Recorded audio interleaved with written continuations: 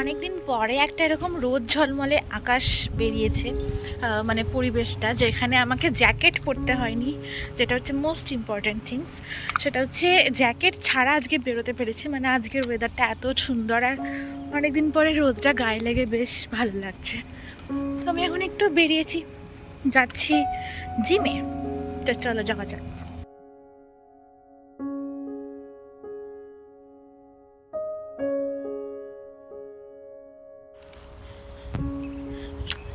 দেখো এই রাস্তাটা কি সুন্দর, আমি এখন এদিকে চলে যাচ্ছি জিমে। এখানের ওয়েদারটা কি সুন্দর লাগছে না দেখতে, বেশ ভালো লাগছে দেখতে। আর একটা বেশ মনোরম আবহাওয়া, না বেশি গরম না বেশি শীত, তাই এই ওয়েদারটা খুব ভালো লাগছে আমার। আর তার সাথে আমার কাঠবিড়ালি বন্ধুদেরকে দেখতে দেখতে আমি এখন চলে যাচ্ছি। এই যে এখানে আগের দিন আপনাদেরকে দেখিয়েছিলাম, এখানে হরিণ বেরিয়েছিল। এরপর আমি কিছুক্ষণ জিম করে নিলাম, তারপরে বাড়ি চলে গেলাম। সেদিন যেহেতু বাড়িতে গিয়ে একটু কাজ ছিল, তাই তাড়াতাড়ি বাড়ি গেলাম। বাড়ি গিয়ে একটু ব্রেকফাস্ট করে নিলাম। এই জ্যামটা আমার বর নিজে বানিয়েছে নিজের হাতে বাড়িতে, আর পাউরুটি দিয়ে আমি কিছু খেয়ে নিলাম সকালবেলায়। তারপরে আমরা গেছিলাম সবাই মিলে লিমিং বলে একটা শপিং, মানে শপিং মল বলতে এটা একটা গ্রসারি শপ ছিল, যেখানে অনেক রকমের সবজি, মাছ, চাইনিজ একটা দোকান, মানে এশিয়ান একটা শপ ছিল এটা। এখানে দেখতে পেলে তেঁতুলও ছিল। তো এখানে অনেক অনেক সবজি ছিল, আমি সেগুলোই দেখছিলাম যে আমাদের কি কি প্রয়োজনীয় এখান থেকে সেগুলো নেওয়া যেতে পারে আর কি। এখানে অনেক ইন্ডিয়ান সবজি পাওয়া যাচ্ছিল, ইন্ডিয়ান মিনস এশিয়ান অনেক রকমের সবজি এখানে পাওয়া যাচ্ছিল। আবার সবজি নিয়ে গেলে বেশি দিন রাখাও যায় না, ফ্রিজে নষ্ট হয়ে যাবে। তো এখানে পেয়ে গিয়েছিলাম এখানে টাটকা চিংড়ি, দেখো কত বড় বড় কাঁকড়াও ছিল এখানে।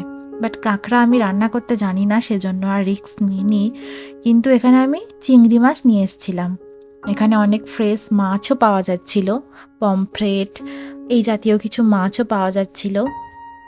কিন্তু আমাদের এখন সব থেকে প্রয়োজন ছিল এখানে চিংড়ি, মানে খোলার সমেত চিংড়ি মাছ পাওয়া যাচ্ছিল, তাই আমি ওই চিংড়ি মাছ নিয়েছিলাম। আর এখান থেকে একটা স্ট্যান্ডের দরকার ছিল আমার, কারণ অনেক অসুবিধা হয় একটা স্ট্যান্ড বাড়ি থেকে আনিনি বলে। বাট এখানে একটা স্ট্যান্ডের দাম ছিল প্রায় $4 বা $5 এরকম দাম ছিল, বিভিন্ন রকমের ছিল। তো দেখা যাক কোনটা পছন্দ হয়। আমি আমার হাজব্যান্ডকে এগুলো দেখাচ্ছিলাম যে কোনটা নেওয়া যায়। তারপরে দেখছি যেরকম ফুটো থালা বাড়িতে দরকার হয় আমাদের চাউমিন বা ধরো কিছু জল ঝরাতে হলে, তো সেক্ষেত্রে এখানে অনেক সুন্দর সুন্দর পেতেও ছিল। মানে এই জায়গাটা একদম এশিয়ান, যে সমস্ত আমরা রান্নার ব্যবহার করে থাকি আমরা এশিয়ানরা, তো এখানে সেই সমস্ত প্রোডাক্টই পাওয়া যাচ্ছিল। মানে এটা সম্পূর্ণভাবে একটা এশিয়ান শপ ছিল ফাইনালি। তাই এখানে সমস্ত কিছু আমাদের প্রয়োজনীয় জিনিসপত্রই আমার চোখের সামনে ভাসছিল। তো এটা ছিল সুশি রোল বানায়, মানে এই প্লাস্টিকের যেটা দেখতে পাচ্ছেন সেটা দিয়ে ওনারা সুশি রোল বানাতে ব্যবহার করে থাকেন। আমি এখানে দেখছিলাম এরকম কাঠের গোল গোল মানে কি বলবো, এটাকে আমরা চাকতি বেল্লাই বলে থাকি বাংলাতে।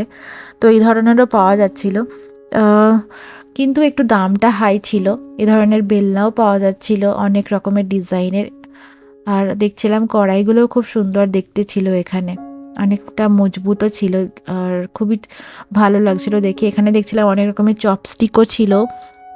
চপস্টিক তো আমাদের কাজে লাগবে না, আমরা তো বাঙালি। এখানে একটা নতুন জিনিস দেখলাম, এটা হচ্ছে পদ্ম ফুলের সিডস। আমরা তো মাখানা খেয়ে থাকি, বাট এটা ছিল একদম সিডস আর অন্যরকম দেখতে। এখানে ওরা ড্রাই রোজও বিক্রি করছিল, মানে অনেক রকমের ফ্লেভারের। এগুলো মনে হয় চায়েতেই ব্যবহৃত হয় বা ফ্লেভারে দেওয়ার জন্য অনেক কিছু ফুল শুকনো অবস্থায় বিক্রি হচ্ছিল, মানে ড্রাই করে এগুলো বিক্রি হচ্ছিল দেখছিলাম। আর দেখতেও ভারী সুন্দর লাগছিল এগুলো দেখতে। আমার দেখে মনে হলো যে এগুলো চায়েতেই হয়তো ব্যবহৃত হয়ে থাকে, আমি জানি না এগুলো কিসে ব্যবহার হয়ে থাকে মেনলি। তো এখানে অনেক সেরামিকের জিনিস ছিল, এগুলোও কিন্তু দেখতে খুব সুন্দর লাগছিল। আর আমার এই ধরনের জিনিস খুব ভালো লাগে, কিন্তু খুব ভারীও ছিল আর দেখতেও খুব কিউট কিউট ছিল। এই ছোট্ট ছোট্ট ডিশগুলো দেখতেও খুব কিউট লাগছিল, দেখে মনে হচ্ছিল সবই নিয়ে নিই, মানে কোনটা ছেড়ে কোনটা নেব। এরপর বাড়ি এসে সন্ধ্যের টিফিনে একটু মুড়ি মাখিয়েছিলাম, অনেক দিন হয়ে গেছিলো মুড়ি খাইনি, তাই অনেক দিন পর একটু মুড়ি খেতে ইচ্ছা হলো। যেহেতু একটা এশিয়ান মার্কেটে গেছিলাম আর ওখান থেকে ফিরেই, তাই মনটা একটু বাঙালি আয়নাতে ফিরে যেতে ইচ্ছা করলো। তাই এখানে মুড়ি, কিছুটা পেঁয়াজ কুচি আর ফ্রোজেন ধনেপাতা, তাই ধনেপাতাটা দেখতে এরকম লাগছে। এরপর আমি কিছুটা গাজর গ্রেট করে নিলাম,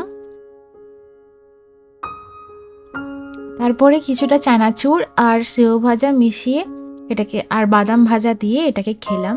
এখানে সব থেকে মিসিং ছিল সেটা হচ্ছে চপটা। এখানে তো এরকম ফাস্টফুড চপ টপ এখানে এরকম বিক্রি হয় না, যা করতে হবে এই বাড়িতে বানাতে হবে। আর চপ আমি অতটা ভালো বানাতে পারি না।